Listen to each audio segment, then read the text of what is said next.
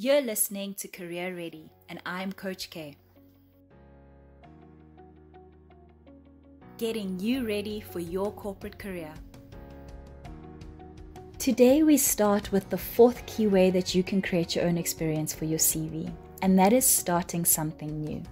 As mentioned yesterday, there are two subcategories to this. Number one was freelancing or creating your own business, and number two was starting your own cause or foundation. Let's start with freelancing. FlexiJobs defines freelance jobs as jobs where a person works for themselves rather than for a company.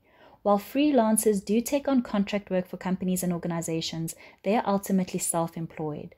Freelancers are responsible for all sorts of things that traditional employees are not, such as setting their own work hours, keeping track of time spent on different projects, billing clients, and paying their own employment and business taxes. Freelancers are not considered employees by the companies they work for, but rather contractors. End quote. There are a few things I like about freelancing, but here are my 4 favorite things. Number 1, you can create relevant experience, and that's what we're here to talk about, right? Number 2, you get a career without commitment. Freelancing gives you an opportunity to get a feel of the actual work, the pace of that, and the mental and physical requirements of that industry without a long time commitment. Number 3, you can earn while you job hunt. It allows you to earn money in your study field or industry while you look for more permanent work. And number 4, international experience from home. What the pandemic has done for the job market is opened it up. More and more companies are realizing that they can indeed source great talent from around the world and have them work remotely. So you can gain instant international and remote working experience from the comfort of your own home. Now, the other way in this subcategory that you can gain experience is by starting your own business. This is a great way to also show and demonstrate that you haven't been idle while you're job hunting. You can actually go back and listen to our sessions regarding employment gaps for more information on why this is important. I know how daunting it may seem to start something of your own, but it's not as complicated or expensive as you may think. The key to creating your own experience, though, as you start your own business is this. Make sure that the experience you're gaining is corporate specific or closely related to those requirements. What this basically means is that you're ensuring that the quality of your work is of a corporate standard.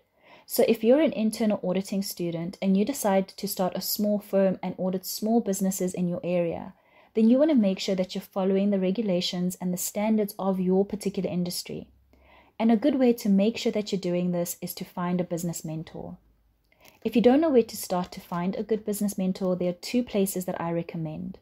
The first is your industry's statutory or regulatory body. And secondly, you can find these professionals on LinkedIn. You can do a search on LinkedIn for individuals that are within your industry that are actually willing to mentor. And that's it for today, guys. We have just unpacked the 2 ways that you can start something of your own, and that is to freelance or to start your own business.